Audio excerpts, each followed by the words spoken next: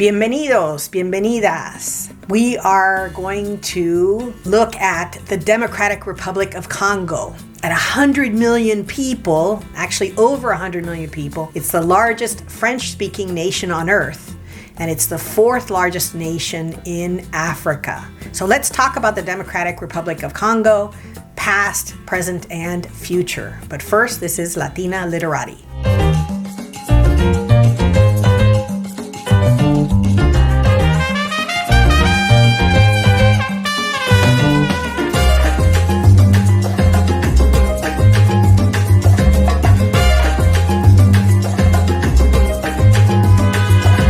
As always, we want to start at the very beginning. And so the Congo Basin, the area that we know as Congo, surrounds the Congo River Basin.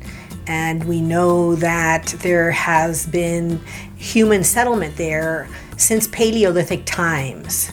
That's 90,000 years ago. To put that into perspective, let's say written history is 5,000 years ago. But 90,000 years ago, there were people living in human settlements in this area.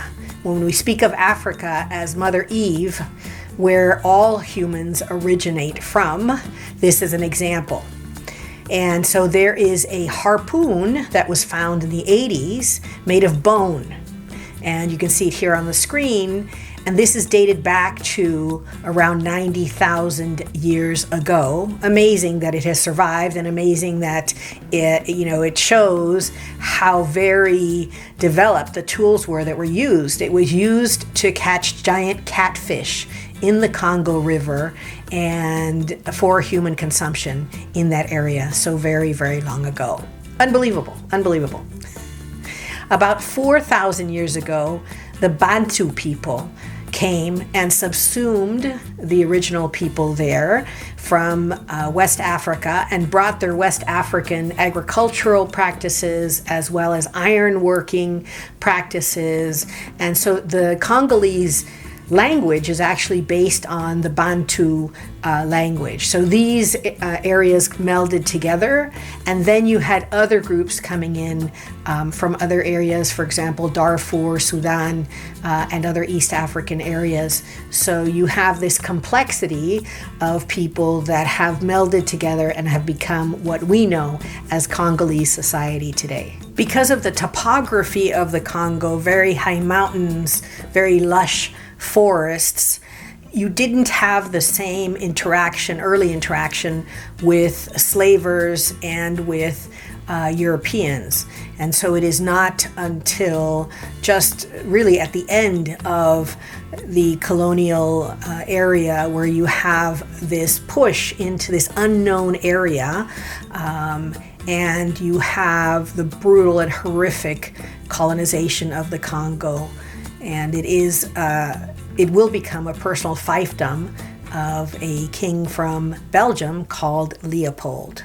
So from 1879 to 1960, that's just amazing, about 200 years, where Belgium is colonizing the entire area, and here you can see it on a map, and they are extracting. Leopold is extracting so much wealth from this country.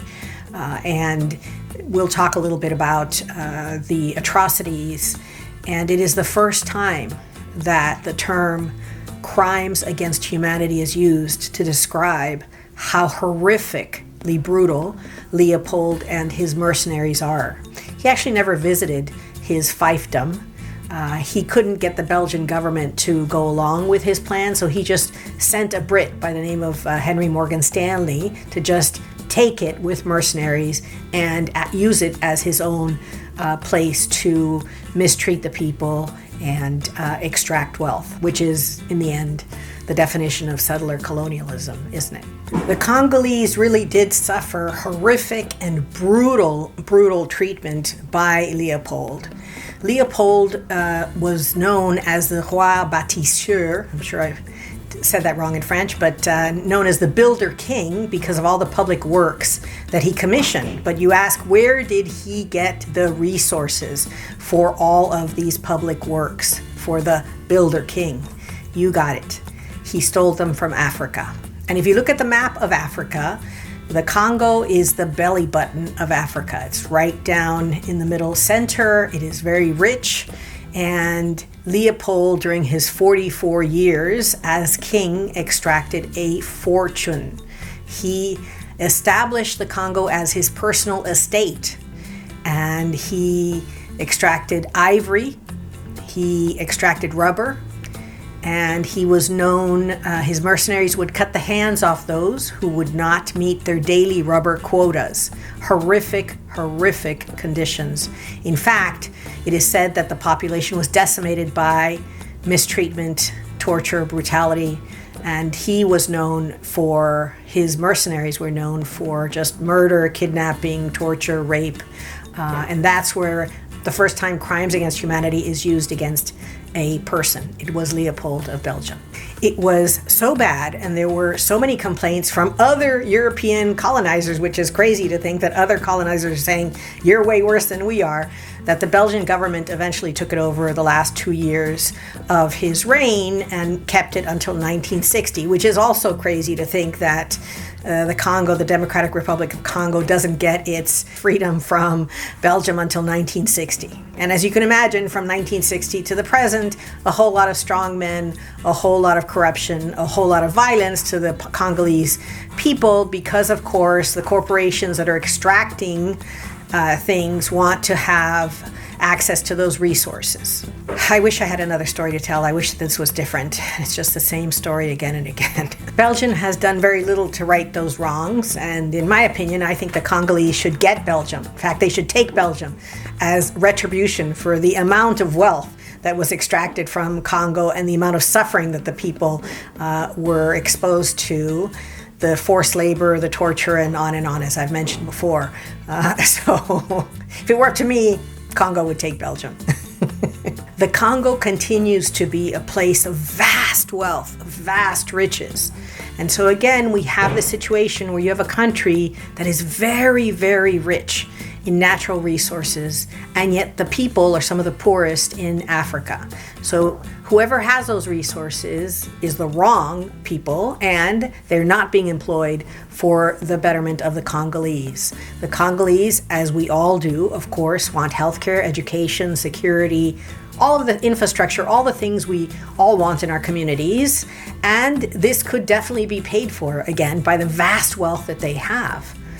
It's just amazing how much mineral wealth is there in the Congo and how little is used. It's basically siphoned off and taken to Europe, mostly, and the US. The wealth in Congo is said to be in the trillions of dollars. That's with a T, trillions of dollars. They have 70% of the world's coltan. They have 30% of the world's copper. They have huge deposits of gold, and they have diamonds. So if you're looking at this on a screen, which you'd have to be, these minerals are used to produce all screens. And so they're very, very valuable at a time when humanity depends on screens. And screens are being produced all over the world and are very, very central to our modern lifestyle. And it means that the countries that are in charge of these, the corporations that are in charge of the countries really, are going to make sure that they have access to these minerals. It doesn't matter what the people need or want. Just this past week, some US nationals were involved in an attempted coup at the Democratic Republic of Congo. Shocking. Crazy.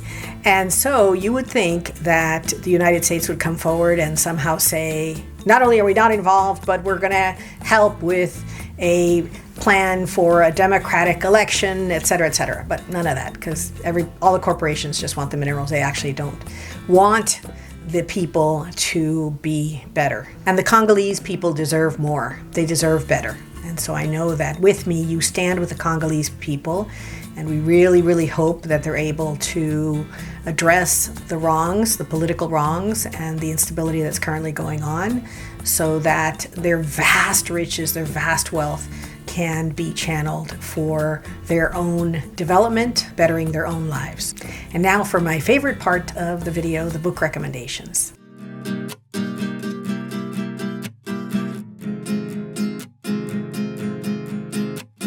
Today I'm going to recommend 3 books that are all fabulous, fabulous books. But as always, check your local library, your local bookseller. We love to support our local libraries, our local booksellers, and they probably have these books for you. If not, we always include links for independent booksellers online, so you can purchase these if you'd like to, new or used, because we want to support independent booksellers. Shop local. The first book is Congo, The Epic History of a People. That's exactly what it is. It is the tumultuous history of the Congo, and so this gives you a great more in-depth view if this is a topic that's of interest to you, so you can take a look at the history of the Congo from prehistoric times. Fascinating, fascinating book. The second book is The Looting Machine by Thomas Burgess, and so this is exactly what the title would suggest. It gives you a look at how the Congo has been looted by different groups and countries and Leopold, so you can take a look at the specifics. And as I said, this is really something that shaped Congolese history and the state of the Democratic Republic of Congo today. So it's really important to take a look at this and understand where we are and what the Congolese people deserve, which is much better. The third book may be a surprise. It's called The African Dream. It is the Diaries of the Revolutionary Congo by Dr. Ernesto Che Guevara. And most people don't know that Cuba was very involved in the liberation movements of several countries. They were absolutely unconditional supporters of the African National Congress in their fight against apartheid in South Africa. And so Che is intimately familiar with the revolutionary uprisings in the Congo and documents it from that perspective, which I think is unique. And so I really recommend it because it's going to be very different than the histories that you read from other authors. These books are highly recommended. I know that you'll enjoy them. If this is a topic of interest, I highly recommend them. So as always, thank you so much for coming to the end of the video with us. This is a joint journey. We'd love to hear from you. What are you reading? What do you think about the Democratic Republic of Congo? We'd love to hear from you. Please subscribe to Latina Literati. We'd love to have you as a subscriber. And as always, con mucho cariño, mucho salud, mucho amor. Gracias.